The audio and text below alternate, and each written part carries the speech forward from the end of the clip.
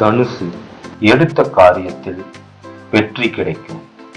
விஜய வீரிய ஸ்தானத்தில் ராகு இருக்கிறார்.